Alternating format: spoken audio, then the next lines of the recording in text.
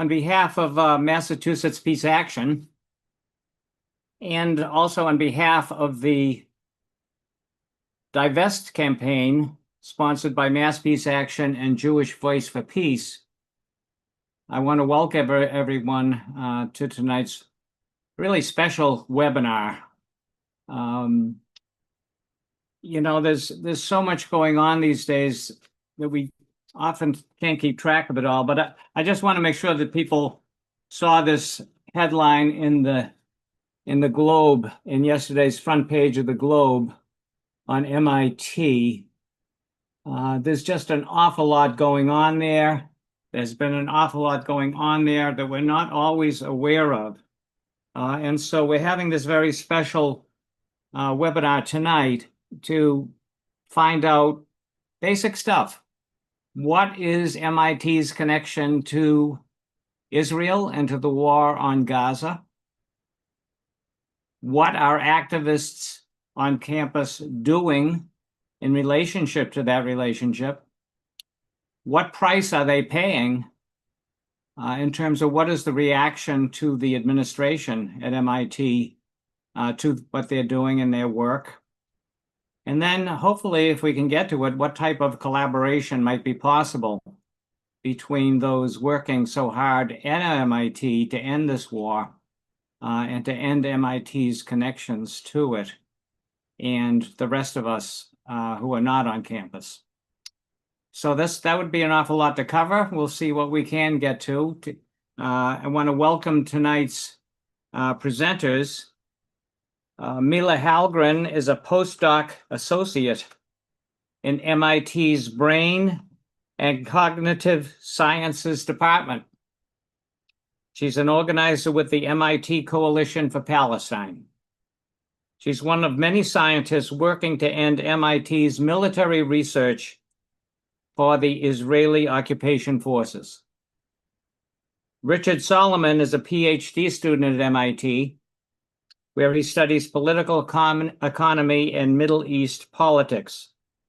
He is also a member of the MIT Coalition for Palestine, also a member of Boston DSA, and a union steward for United Electrical Local 256. So Richard and Mila, we want to welcome you. Thank you so much for spending this evening with us, or at least a big chunk of it. And we're all ears to what you have to tell us and what ideas you have on how we can all stay in better touch with each other over the upcoming period, which is just so distressing right now. So I don't know, Richard or Mila, which one of you would like to start? Richard, you want to start with the slides? Yeah, thank you so much, Paul. I appreciate the opportunity to speak with Mass Peace Action about MIT. Can everybody see the screen pretty well? Yeah, it's fine. Okay. So the agenda will talk briefly about the domains of MIT activity that are implicated in the genocide in Gaza. These include research sponsorships by the Israeli military and government. They also include institutional collaborations with the Israeli government and its arms suppliers. We'll discuss some of the MIT precedent for action and what we've done in the past and what must be done in the future. It's probably no surprise to you all that MIT has a special relationship with the U.S. military. It has thousands of military officers that have come to MIT. It's one of the third largest defense contractor in Massachusetts.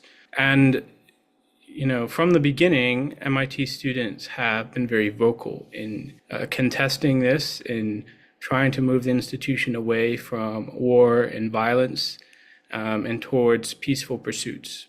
For instance, in the 1930s, MIT had a number of engagements with Nazi Germany, and there were students then, as there are now, who were demanding an arms embargo, who demanded that this should not happen. That continued in the 1970s and 60s with the Vietnam War.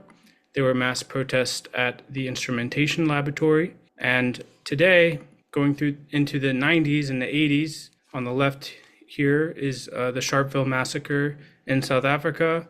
And on the right is the original coalition against apartheid that formed on campus to demand MIT divest. We continue that legacy today as MIT students, not just through the encampment, which received a lot of press attention, but also through the campaigns that we've launched since then, the past year and a half, okay, and even before then.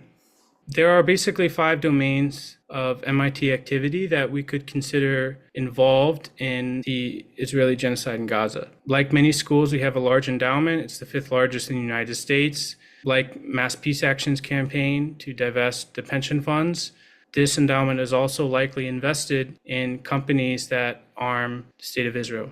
The Lincoln Laboratory is a unique center. It's one of the Pentagon's R&D centers. 90% of the funds come from the Department of Defense. They just received a new contract from the Air Force until 2030, and MIT is the only university that has this kind of research center.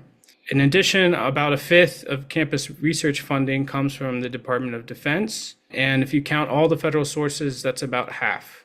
And you'll notice that even throughout Trump's budget cuts to the National Science Foundation, National Institute of Health, and so on, the DoD funding has stayed relatively the same, and it's going to occupy a larger share of MIT's research funding flows in the future. Now, these 3 sources are kind of black boxes to us. We don't know the endowment. It's dynamically managed. They don't give us any access to the portfolio. Lincoln Laboratory research is classified, and DoD funding, we still haven't fully mapped out all those lines of complicity. However, we do know that the Israeli Ministry of Defense, this is the armed forces of the Israeli government, directly sponsor MIT research on campus. That is not classified, and so we can access that. We also have noted a number of institutional commitments by MIT to arms providers to the apartheid state. This includes Israel Aerospace Industries, Elbit Systems, Maersk, Boeing, and so on. Now, our argument from the beginning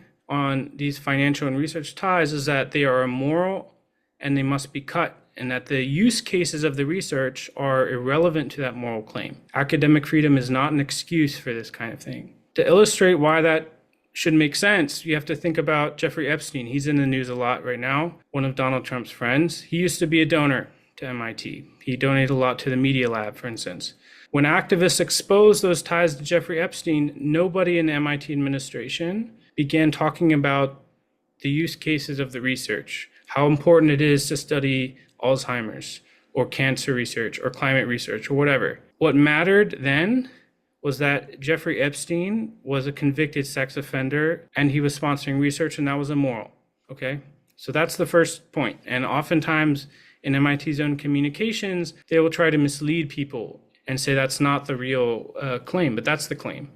The second point, though, is that even though the ties themselves are immoral, the research itself is also unethical on its own basis. And that's because of its potential uses and likely applications. And we know that from the way it's presented, from reading through the research itself. But this point in the first one matters the most, and it's the easiest to understand. So I'm going to pass it off to Mila to talk about those 2 things, and then I'll wrap it up at the end. Like Richard said, a lot of this stuff is a black box for us, but not everything. So MIT for a long time uploaded its report on sponsored research activity, aka the brown books. These are these big spreadsheets, sort of like a little excerpt here, which lists the PIs or the supervisors that individual grants are routed to, how much money each grant is, the source of the money, and the titles of these grants. So you can see a couple example ones here. And, MIT, to its credit, did this for a number of years. However, just a couple months ago, almost certainly in response to our activism, they have taken all of these records offline, assured people helpfully that if you want to go to the physical library and troll through thousands of pages, you're welcome to do so. We're going to stop putting this information out in the future, presumably to avoid further scrutiny over their ties to the Israeli military and other human rights abuses. So in addition to that database, there was another grant database, Coalicios, which was actually taken down, or rather public access was revoked entirely, once again, due to our activism. You can see a more detailed view of the Brown Book here. From our research, we know that these sponsorships go back around 17 years and that the Israeli Ministry of Defense is the only foreign military to sponsor MIT research. So how is this money routed? Like much of Israeli military spending, the ultimate source is the United States Department of Defense, which sends billions of dollars in military aid to Israel.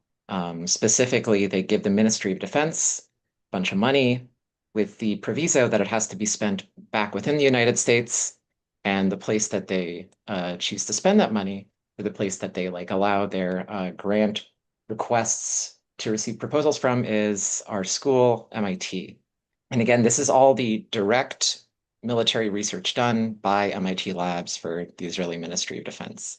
So there are many of these. I'm going to walk through a couple of them, give you a flavor of what kind of research is done. First, of course, the administration has been very assiduous in saying that this research is not military. It's basic and open, and that suggestions that any of these labs' research is designed for conflict are untrue. I am omitting the name of the lab here because many students have actually been given no contact orders with several of these professors to discourage public discussion of this military financing. So don't go to Sally for your take on this. Go to Special Rapporteur for the United Nations, Francesca Albanese, who specifically states that MIT conducts weapons and surveillance research funded by the Israeli Ministry of Defense. In fact, MIT is the only US university named by the United Nations in their report on complicity in the Gaza genocide. So here's one of these grants. The title is Field Capable Bacterial Biosensors, which doesn't make a lot of sense on a quick skim, especially how this would be related to the military. But when you start poking around the papers that are funded by these grants, you can see this one, for instance, funds the development of bacteria which fluoresce in a non-visible range when they are in contact with TNT. And so the way this is sometimes framed is as humanitarian. It's something to help clear out minefields, right? Because you spritz the bacteria everywhere, you send some drones over, you pick up the fluorescence, you find the mines. But of course, one has to ask who put those mines there? What are those mines doing there? And the real answer is almost certainly that the Zionists want to use this sort of tech to clear mines that they've placed in order to expand their settlements, or to clear out minefields placed by enemy combatants so they can launch aggressive ground invasions into places like Syria, southern Lebanon, with less resistance. And so again, this might sound like supposition. If you go to the papers, this is a figure from one of this IDF lab's papers. You can see a little car there scanning the ground underneath for TNT, tunnels. And we thought the car looked familiar. So if you try to look it up, it is actually an IDF armored Jeep, an armored personnel carrier. So again, these are MIT labs taking Israeli military money to do research with clear combat applications, using images of IDF vehicles within their papers, while the MIT administration continues to insist that none of this research is actually designed for combat. Of course, what has drawn the most attention at MIT is our research on drones and drone swarms for the Israeli military. Here's yet another grant, Autonomous Robotic Swarms, Distributed Coordination and Perception. More concretely, what do these grants actually finance? They finance experiments like this. So this video was shot in the middle of MIT campus in a 40-foot by 80-foot hangar room called the Kreza Center for Autonomous Systems, named after the chairman and former CEO of Northrop Grumman, who is also the primary donor for this facility. What you can see here is a bunch of small UAVs tracking cars on the ground, and the actual research that's being done here is figuring out ways to reduce the Wi-Fi overhead necessary to coordinate all these swarms of drones flying around without bumping into each other or missing their targets. You can see similar work occurring at other Israeli military-funded labs at MIT, working on ways to better facilitate drone swarms and drone tracking. Of course, the compression algorithms focuses on ways to compress the data that is being shuffled between the drones and the controlling processing unit.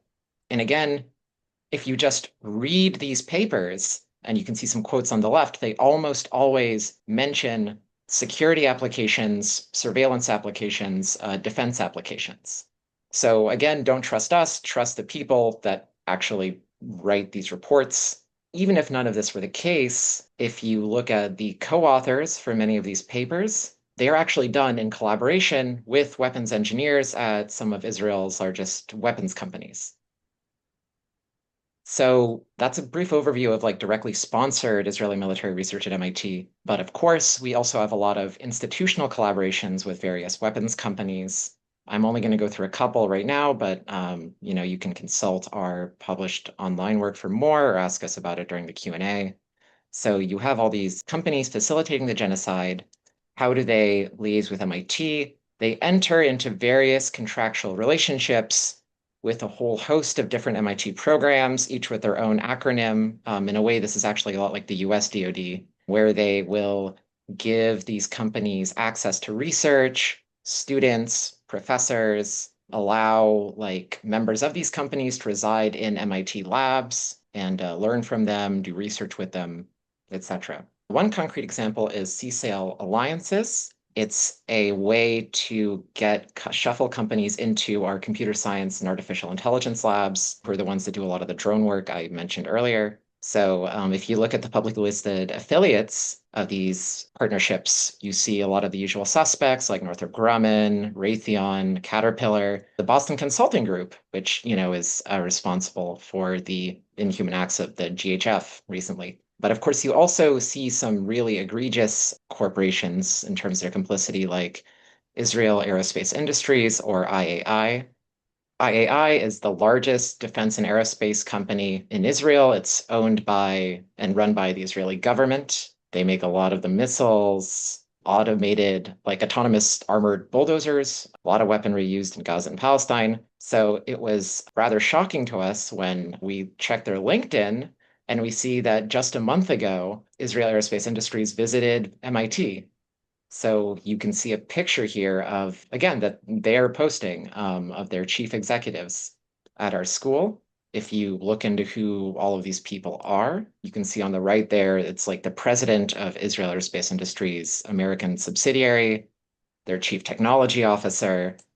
You actually have in this photograph the lead designer of Israel's Arrow anti-ballistic missiles, which are their mainline anti-ballistic missiles. These are the missiles that allowed them to aggress upon Iran unchecked recently. You also have the inventor of the Harop suicide drone, which will autonomously track targets, fly into them, and detonate, and has been used on refugee tents in Massawi, amongst other places. And you can see them here touring around our computer science labs, our quantum engineering labs, our aeronautics and astronomy labs.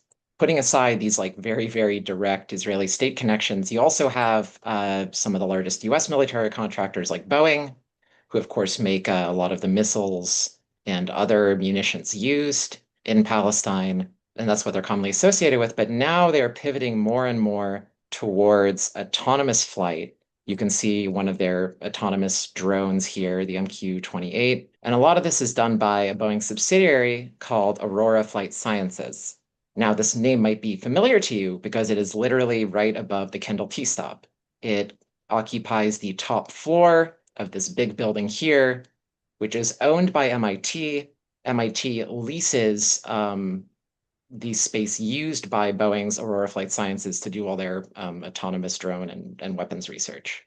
So besides this real estate connection, MIT needs a way to funnel its students into Boeing and Aurora Flight Sciences. One of the main ways it does that is called the MIT New Engineering Educational Transformation, or NEET. The way that they describe themselves is empowering a new era of engineers with career-forward interdisciplinary education. Of course, if you poke around, you can see that this is actually a way to give students a head start on designing autonomous machines. Why do they want to design autonomous machines? So we can help our students collaborate with Boeing. And the way this is all laundered, of course, is not explicit. It's not upfront. No one is telling these 18-year-olds that we are trying to groom you into constructing weaponry used in a genocide. Instead, we get things like the NEET Community Spring Social and movie nights, again, to induct people into building autonomous weapons for Boeing. So in short, the ties to the Israeli military and the genocide are very naked. It's not just about a sponsorship, it's about active collaborations at multiple levels. And I'll let you pick it back up, Richard. Yes. So there's a question about, does this violate MIT policy and values and the law? And the answer is yes. MIT has expectations about scientific ethics that we're all forced to learn about. MIT has policies about environment, health, and safety, and the need to minimize the adverse effects of our activity on the environment and on global health. I can tell you that aiding and abetting a genocide against the people of Palestine is affecting their health and safety and their environment. MIT's mission is to better humankind. International law, including the Article 3 of the Genocide Convention and as well as the Rome Statute, both criminalize complicity in genocide, and MIT has its own prohibition on the use of institute property for illegal activity, which should be included under any definition of genocide, right?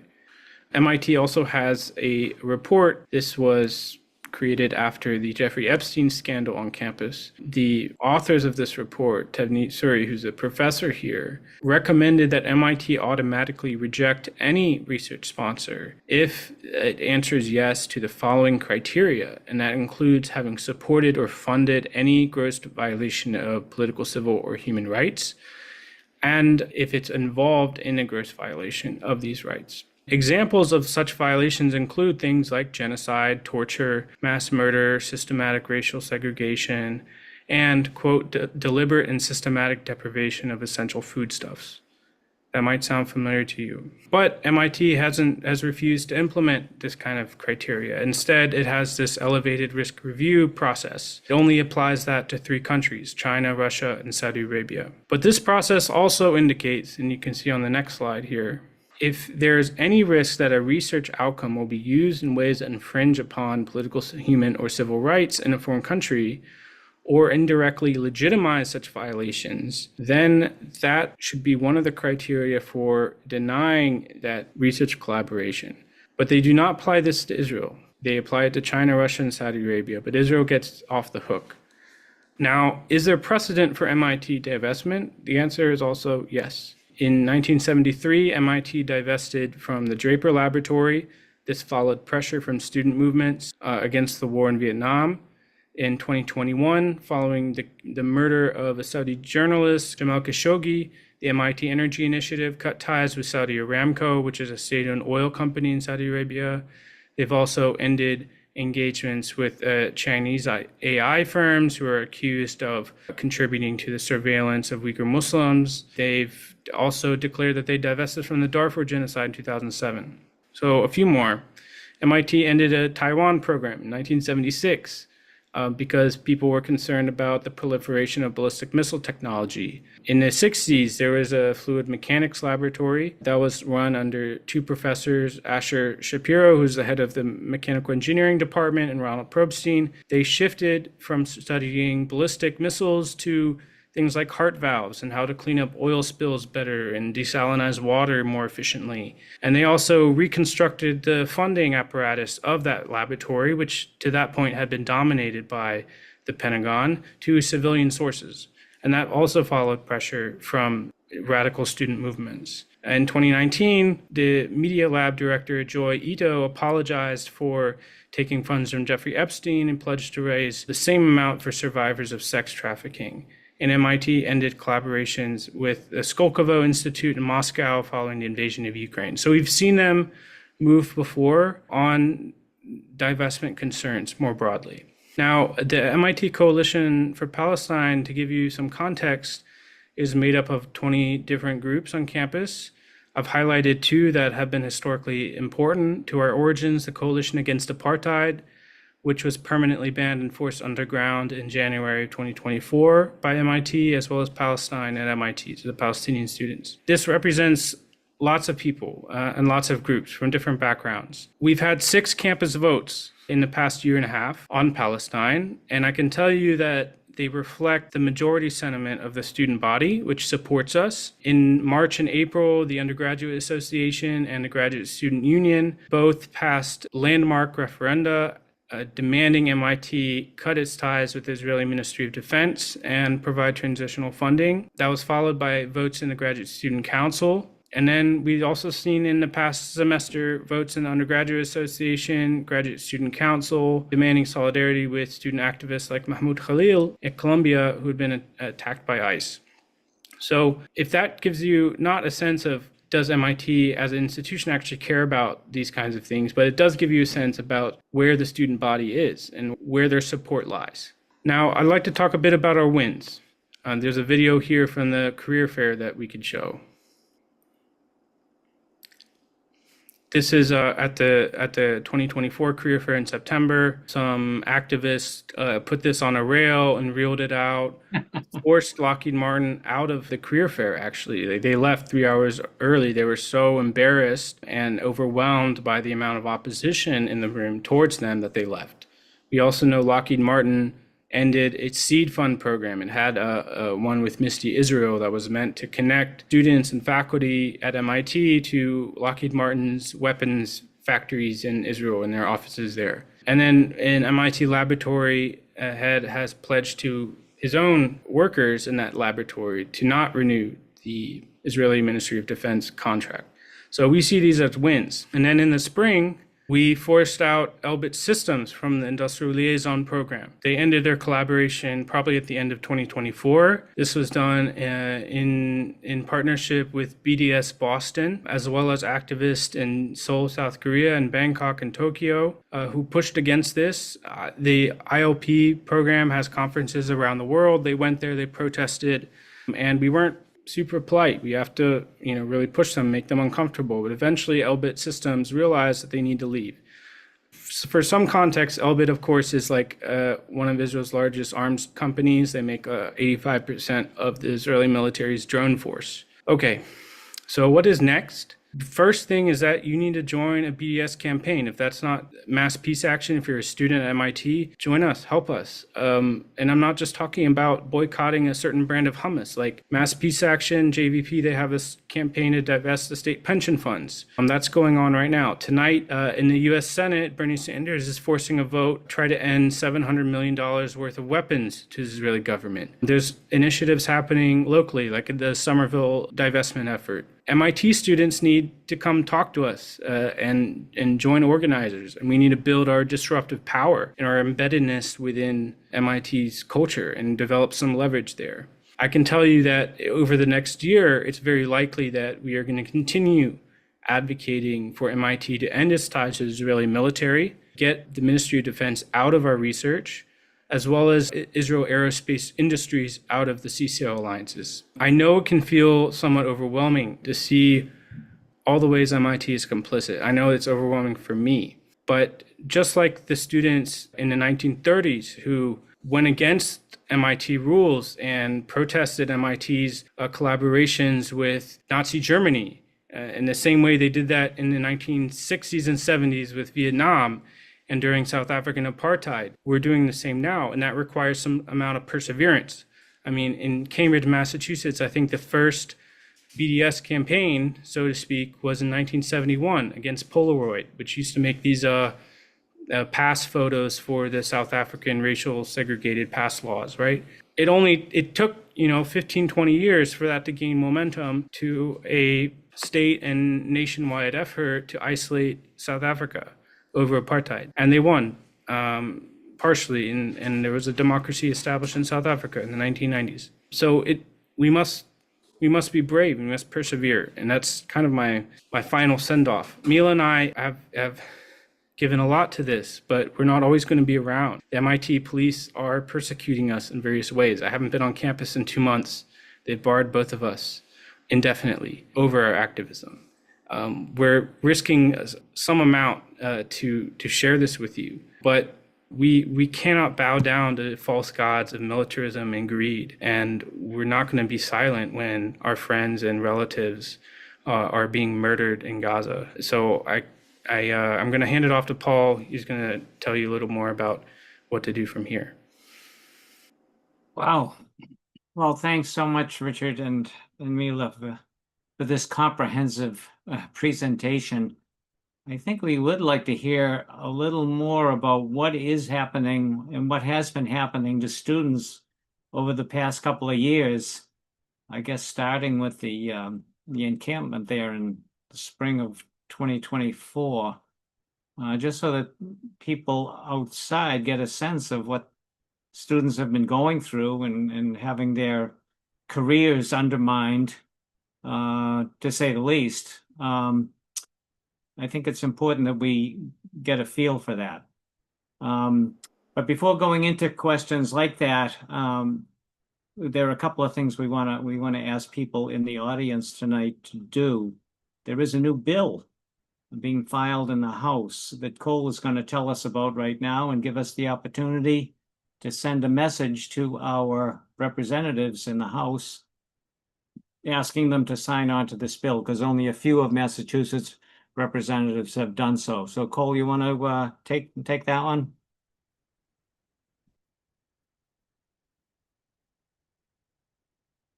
You're muted, Cole.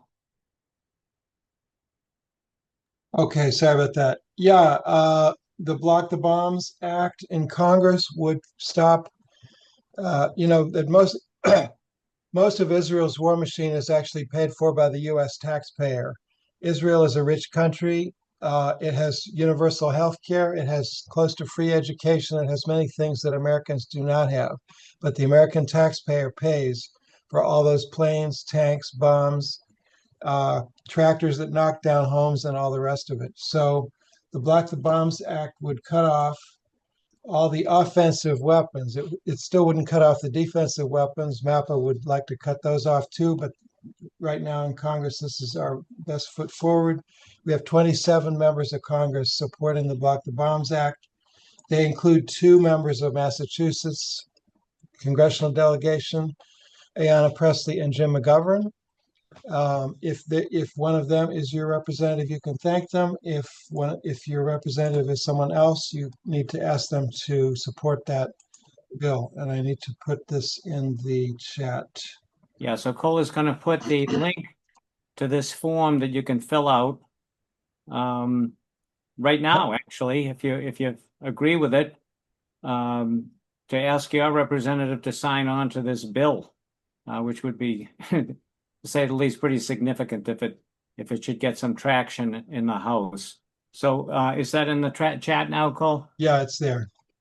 Okay, good. So if you can just click on that, those of you who agree with the need to support this bill, you can click on it and just take 14 seconds to fill it out.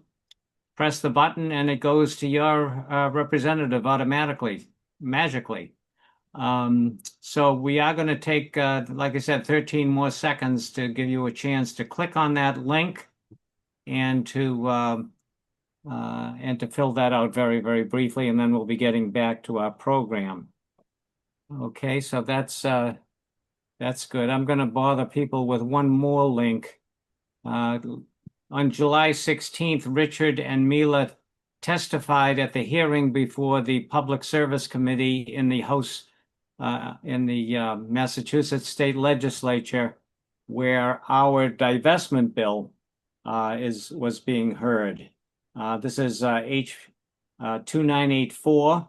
It's been filed by Erica Uterhoven here in Somerville area, and it would divest hundreds of millions of dollars in the Massachusetts state pension plan that provides pensions for all retired state workers across the whole state and just about every type of job.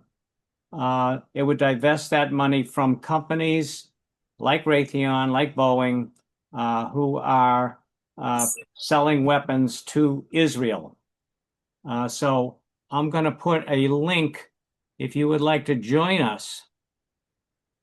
Hope that'll work.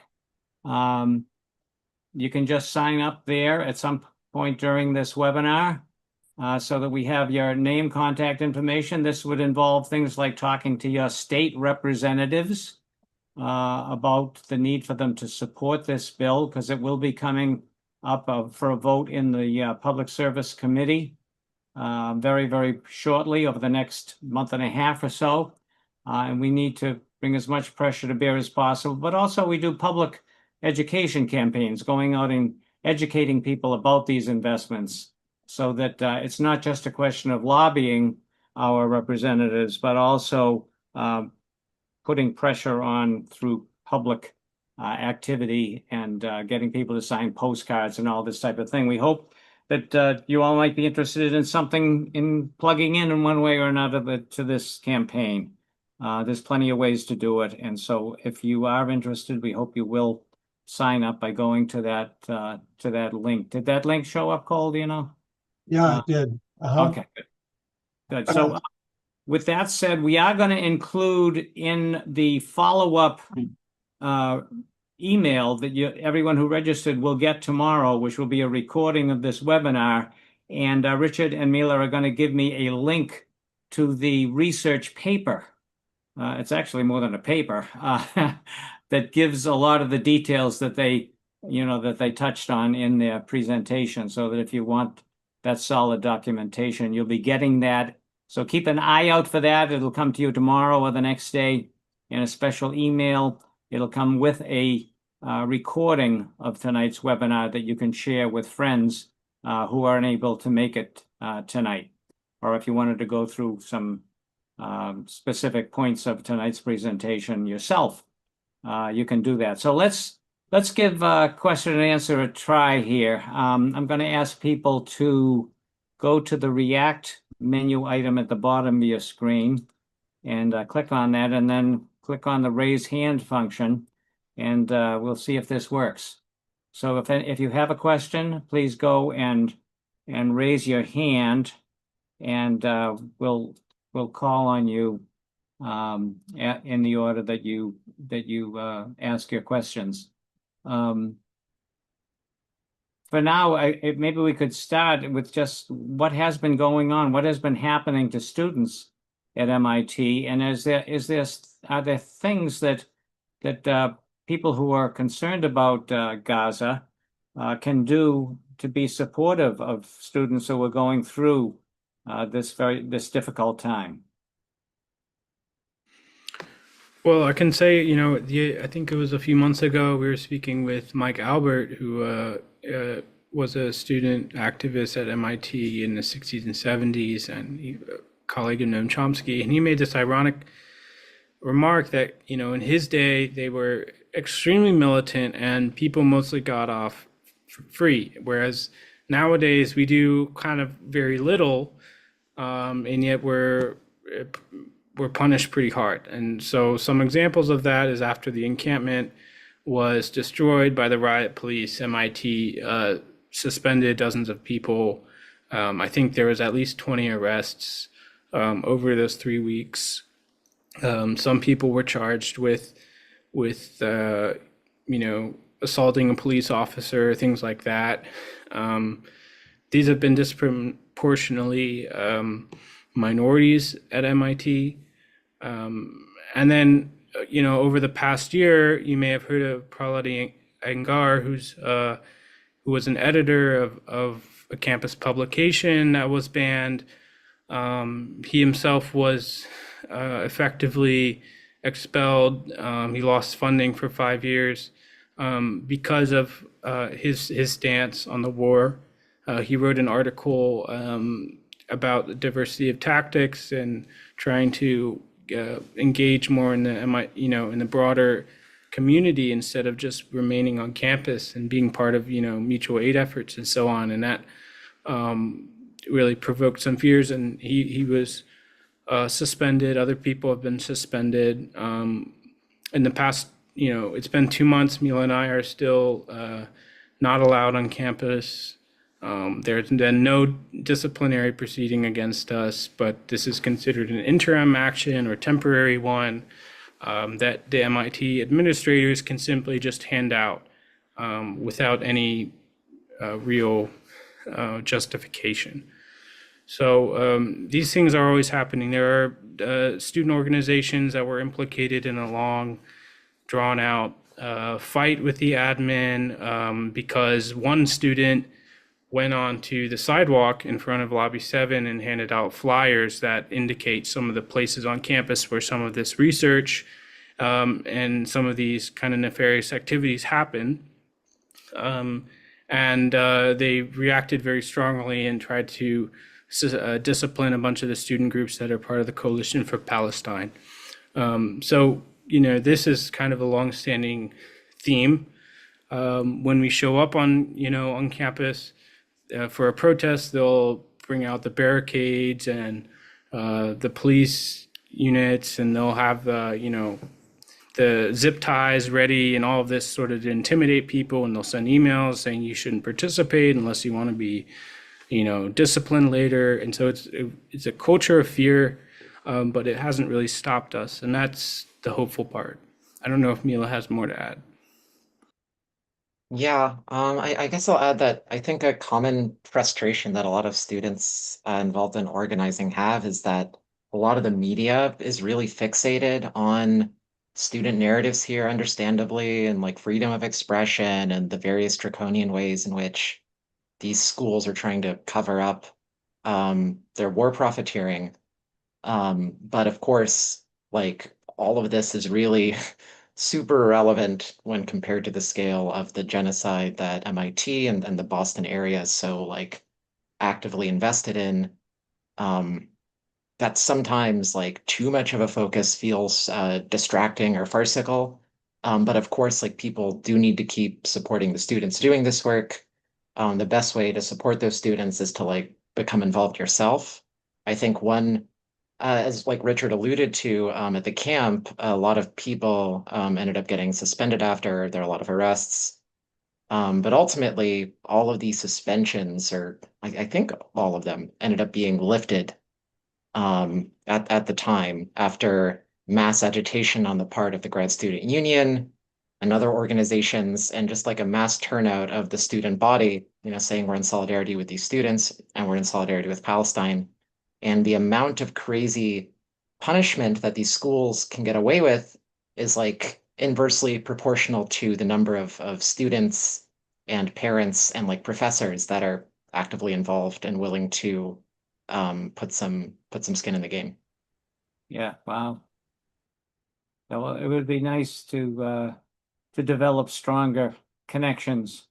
You know, MAPPR is doing all kinds of stuff. We're spread a little bit thin, actually, given the various projects. But I think certainly our experience from working at Harvard at the commencements and with students there, and hearing about all this stuff at MIT, there's plenty of support among people to try to figure out ways that aren't just a waste of time, but that actually promote the you know, the Gaza movement through collaboration. So hopefully some type of communication along those lines can continue. We have an awful lot of a very good turnout tonight. And so again, if you have a question, please go to the React button and raise your hand, and we'll have you ask that. We'll unmute you and ask that question directly.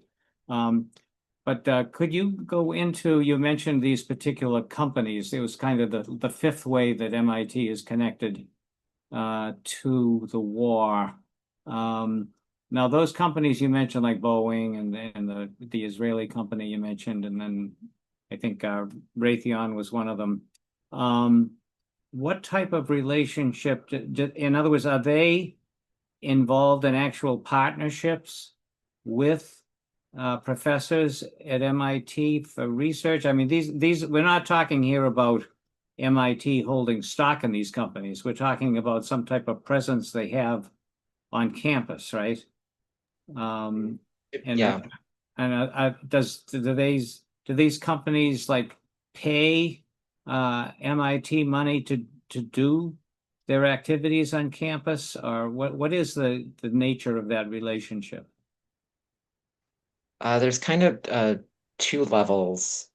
So one is the institutional partnerships. So these are when like companies form a contract relationship with MIT or like some subset of MIT above the scale of a lab. And there are a lot of like existing MIT programs set up for these sorts of partnerships or interactions. And when they do this, the companies get to help shape courses taught at MIT. They get to shape the direction of the research projects, even if they're not the ones like overseeing the grant specifically. They get prime access to recruiting students and interacting with professors. There are conferences that MIT hosts and like events geared towards these professors. If you pay enough money, you can get a day like with your lab of choice, picking their brain. So that's one level. But then, of course, in addition to that, much like the Israeli military, there are also direct research contracts where, Boeing has something that they want MIT to figure out, so Boeing just pays a lab. And yeah, and again, this is all like in addition to the investments that our endowment surely has in all these organizations, but we can't know for sure because they don't make that information publicly available. Right. Yeah, well, that's why it's important for us to have that research study you did so that we can get the specific ways that that these companies are related to MIT. Sounds like a bunch of different ways. Let's take a question from Subrata. I'm trying Subrata till we get you okay. Let's go to Mark Stern. Mark, you have a question? There we go. So I've been the lawyer for the UE for in this area, which is for many decades, and helped with the organizing, very minor role of the students. As the union has gotten into organizing grad students, it's unclear what's happened to its political direction. So I wonder what role, if any, is the UE willing to play in this process? Historically, it would have been very involved, but it's a very transformed union at the moment. Thanks, Mark. Well, I can say that at the MIT level, there's a lot of overlap between people engaged in the union and who care a lot about labor rights and a better distribution of resources at MIT, and who care about Palestine. However, there are elements of the union that have tried to pull us back from that and have tried to amend our constitution recently over the summer to make it practically impossible for the union to collaborate with outside political organizations in the Boston area. And that was mostly, in response to its advocacy over Palestine and over activists for Palestine like Ramesh Ozturk.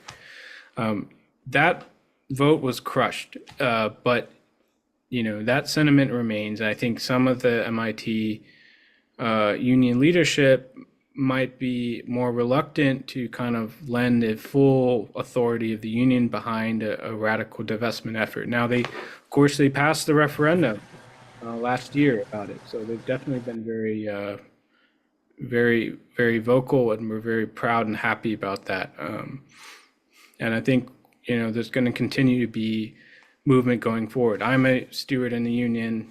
I know the upper leadership. We talk. We make sure that what we do doesn't adversely impact graduate students. So when we demand MIT and its research ties to the Israeli Ministry of Defense, we also ask them to provide the transitional funding to any affected grad students. That should be really easy because these contracts are a very small share of the total research budget of any given laboratory, like less than 2 or 3% probably. Thank you, Richard. That's great. Shall we try Subrata again? Subrata, are you willing to take another crack at it?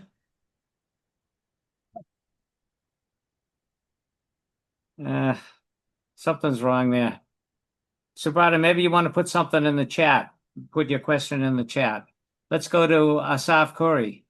Asaf, are you out there? Yes, can you hear me? Yeah.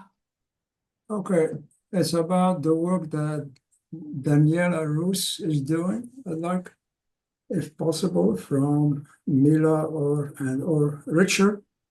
For this audience, I followed what she does, but if you can recap 1 minute, the kind of work she does. And my question is this, I followed the confrontation she had with some of the students and how they came very harsh on the students that were protesting outside her classroom. And what I'd like to know if she has backed off a tiny bit, or where is she? At this point, is the administration backing her or trying to tell her to go easy or something? I mean, is she on the offensive now? Is she going ahead? Is she trying to do something that will placate the people criticizing her? Or does she feel secure in pursuing the work she's doing? Anyway, I'd like to get more information on that. If you have it, I'll stop here. Yeah, thank you. So she is not stopping. She is on the offensive still. It's so to contextualize, Daniela Rus is the director of the Computer Science and Artificial Intelligence Lab at MIT, which is sort of like an umbrella group of labs, and it's the largest such umbrella group, and it is of course like what MIT is most known for. So she is the director of all of this. She is also the founder and owner of like Liquid AI, which is a massive like multi-$100 million or like more than $1 billion. I don't quite remember company. So in short, she has a lot of pull, and she's used this pull in order to continue doing military research while squelching criticism. So for instance, there was a op-ed written in the MIT student newspaper, The Tech, about her work, which, contained all like publicly verifiable information. That op-ed was under administration pressure, retracted, and the administration then allowed Daniela to put out her own rebuttal piece, where the op-ed used to be, which was, filled with the same sorts of distortions and lies that the administration has continued to peddle. One of them being that none of this is actually an Israeli military contract because the money originated with the DoD. Well, in my opinion, that just makes it worse. Like, that just makes us more complicit. And yeah, the protest you mentioned outside her lab, I was there, and it was really, nothing. Daniela herself was not there. It was like a couple minutes of a few students outside a lab. Um, and yeah, the administration immediately mobilized to defend her. So I think in general, so it's also specifically unclear to what degree she's still doing research for the Israeli military right now, because the way MIT is trying to shield information. There is, I believe, one active grant still, but it's not clear which ones are being renewed or which like new ones are being applied for. And even if we were to, pretend these grants didn't exist, like a tremendous amount of her research, I think the majority, and this is true of a lot of labs at MIT, are DoD funded in some way. She is the head of our collaboration with like the Air Force to develop AI for fighter jets, and her own startup is also involved in this. Yeah, sorry, I went on for a while, but I hope that gave you like some idea. I don't know if you have anything to add, Richard. Thank you. Thank you very much. Okay, you. thanks for all that information, Mila. I don't think most of us have any idea of any of this going on. So this is the type of thing that'd be good for us to know. Let's go. We have someone on the phone here, 773. Do you want to unmute yourself and ask your question? Hi, Jake is my name. Hi, Calling from Jake. Chicago. Thank you for your talk. Got a question. How much of this research is specific to Gaza, Israel and Gaza, versus more general military research? I mean, I can see a whole overlap. They were probably involved with a lot of nuclear-related research. In fact, I was told that the internet itself was developed in mathematics labs of MIT in the mid 1970s as a military tool. So yeah, my question is, how much of this research is specific to Israel versus in Gaza versus more general military research? Well, I think if you consider sort of like what is the Israeli military doing in Gaza, it's using technologies that have been perfected and tested for a while. I mean, there might be some Right. amount of scientific testing happening in Gaza, but to the large extent, it's bombs sent by Boeing and General Dynamics and shipped there by Maersk, and it's the Israeli military itself operating. The military is sponsoring MIT research, right? And a lot of these like research things are really early on in that pipeline. So it might be 10 years before a given drone coordination algorithm becomes useful to a military in a combat setting. But it's part of a longstanding pattern and tradition, right? I don't think any MIT research was used to aid and abet the sex trafficking of children with Jeffrey Epstein, but he was, a donor here and he supported research here, and that tie was wrong. Not because of any of the research uses, although that could also be bad, but because of who he was. And it's a similar case with the Israeli military. And that's kind of the main point that we want everybody to come away with, is that the administration loves to talk about the use cases because they know more about that than people who are not experts in, artificial intelligence, right? But that doesn't matter. It's who is funding the research and who does it benefit, and who is happy to present that research at conferences in Israel sponsored by the largest defense contractors in their country. I mean, to me, it's very obvious this is part of a general ecosystem of research and arms development, whether or not like the technologies used in Gaza right now can be directly traced to the campus live is like probably difficult to establish, but that's not really our argument. Yeah, thanks, Richard, on that. Yeah, because and possibly a lot of that drone research stuff could be easily being used right now. It's just very, very difficult to track down that type of specific use. But this is an opportunity to support the people of Gaza by any type of MIT severing of relationships to institutions connected to Israel, and especially its military.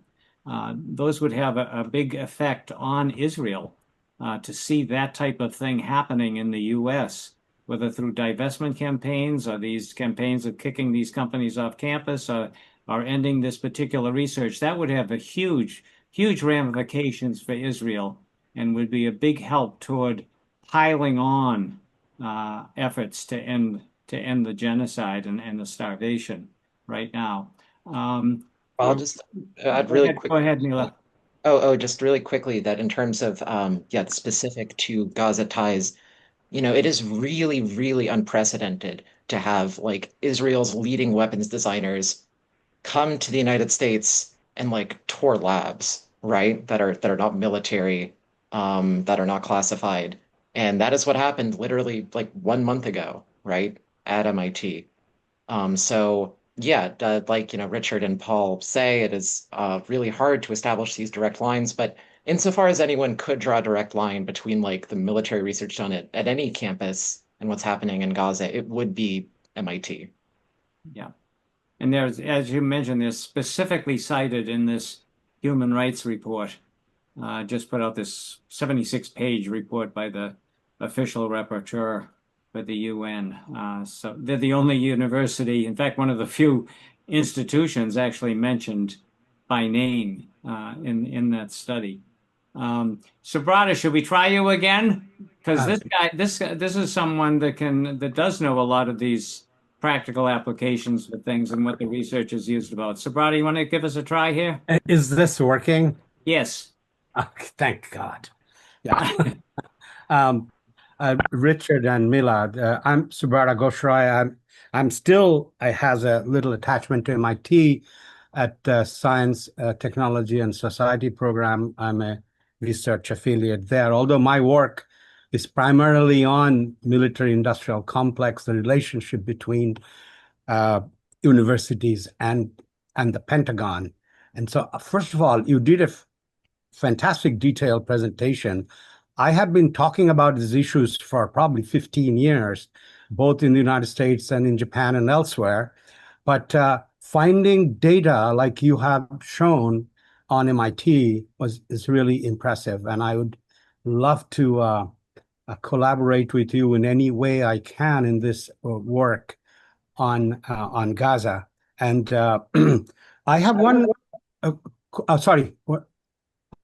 I have one question, and that is not so much a question, but if you can comment on it, is you have primarily focused on the relationship between Israeli arms makers and MIT.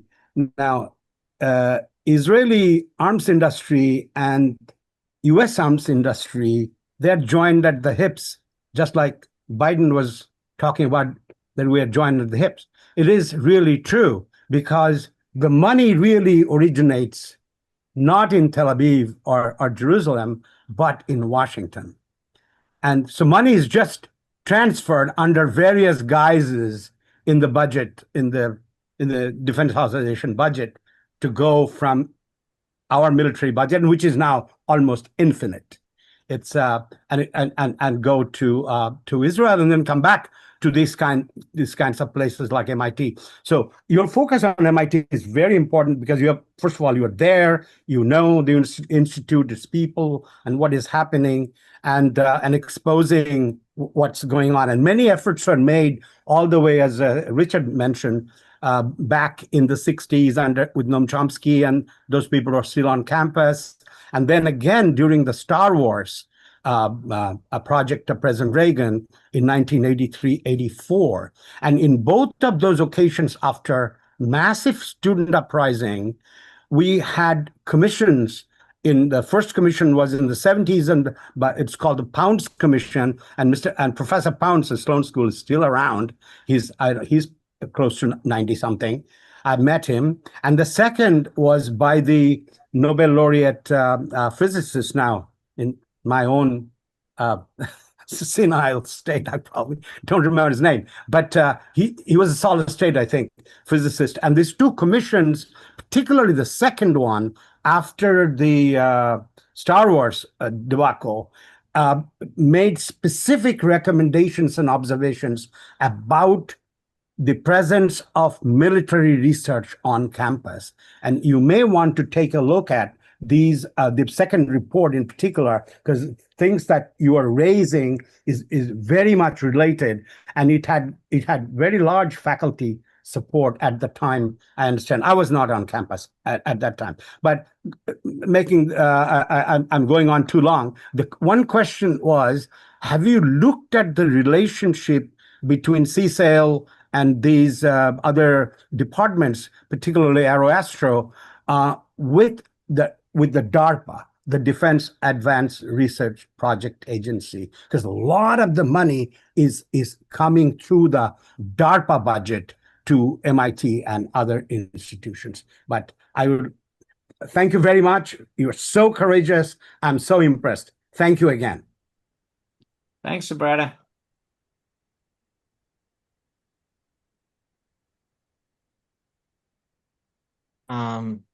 Yeah, I don't know if you have anything to say. Thank you, Subrata. It would be really great to follow up too about researching this stuff. Because like you say, the Pentagon is so enmeshed. The Israeli military is really a wing of the United States military, and the United States military is really a wing of like the Israeli military in a lot of ways. One thing I mentioned earlier that surprised me was Daniela Rus's stewardship of the Air Force MIT AI Accelerator, which is trying to incorporate more and more autonomy into flying fighter jets, into various kinds of like weapon systems for the Air Force. One aspect of that project that really surprised me was that it involves stationing active duty like service members in CSAIL labs, so they can, learn from students and professors. and then, apply this knowledge to better kill people in occupied Palestine.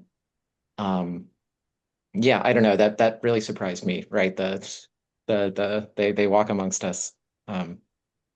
Well, just actually, Richard would know, and the political science department and the Center for International Security, CIS, they had military fellows going back to who knows when. When I was there at CIS, all the time, these military fellows were on campus in our seminars, and some even doing their PhDs. Yeah, it's true. The Coalition for Palestine had to make a strategic decision at some point. What are we going to focus on? What kinds of campaigns can win the most support? And some of that involved focusing only on Israel and trying to end our ties with Israel and not with the U.S. Pentagon and the Department of Defense and DARPA and Lincoln Labs and Draper. All of that was a much heavier lift, in terms of people even imagining a future of MIT that is past that kind of militarism. And so there's a kind of a strategic reason for why, we've emphasized the Israeli Ministry of Defense in particular. I will say that DARPA, you mentioned DARPA, some of the prime sponsors for the Israeli Ministry of Defense are the DoD, and sometimes they are DARPA. And sometimes the Israeli Ministry of Defense is the prime sponsor, and there's no other sponsor. It's just directly from them. And we're not really sure how all of that works. It's a little confusing at times, but I think it might be related to the, foreign military financing grants that have these sort of conditionalities, and they're probably route through different agencies. And so, eventually when they're reported, and spent at MIT, they are listing different actors, but the fact is it's all the federal government.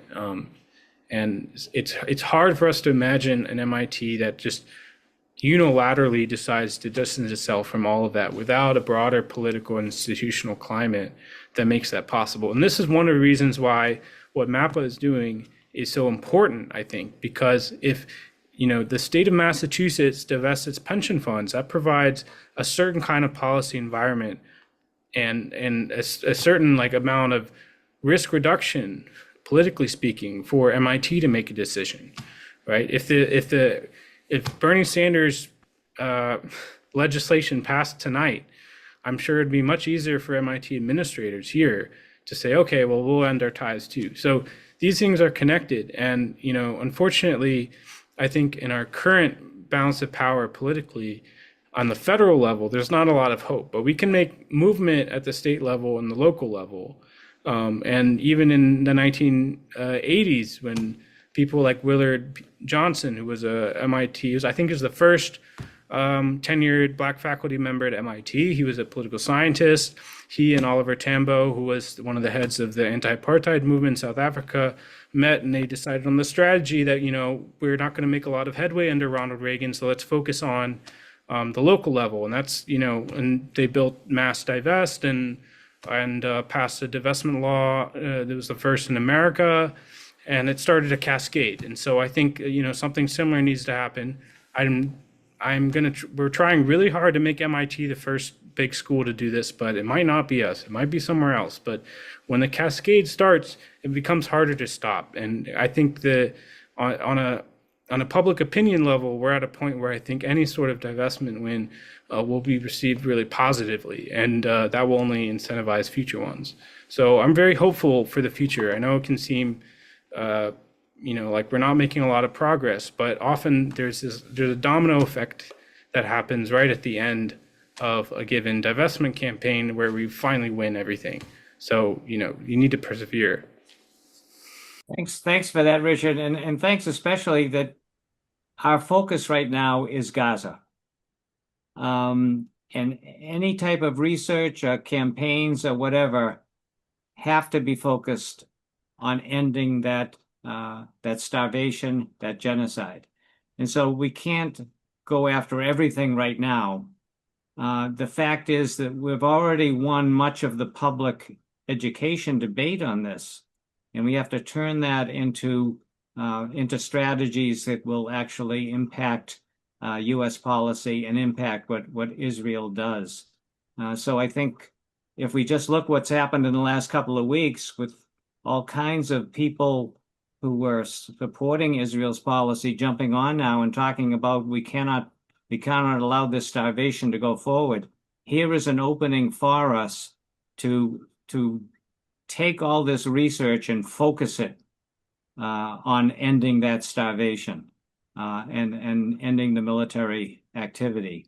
That has to be the goal right now, and that's the goal of the divestment campaign. That's the goal of a lot of students, and these other issues are really, really important. And ultimately, they come back to bite us. That's for sure. But right now, over the next couple of months, in the next half year, that Gaza has to remain our focus. I want to let Richard and Mila go because you probably have other things to do. But thank you so much. I would just recommend that in the fall, once classes start again, it'd be nice to have a community student forum, kind of an ongoing discussion just to be able to compare notes, hear what's going on different campuses, try to get some of the students at Harvard involved maybe, as well as possibly other campuses, just to see where there is, common action might be possible, but at least to know what everybody is doing and what people are going through, like the two of you. So thank you very, very much for spending this evening with us. And we'll all be in touch. Like I said, everybody, you will be getting the recording. And Richard, why don't you send me that link to the study, okay, that we can send that out with the follow-up email. So thanks everybody for joining us this evening. Lots of work to do. This is a critical time, as we all know. How many times do we have to say that? But it gets more critical every day with more and more children starving to death in Gaza. And so that is worth whatever energy we have to put into social change stuff right now. So let's keep working together and do everything we can and end this nightmare, this horror show that's going on.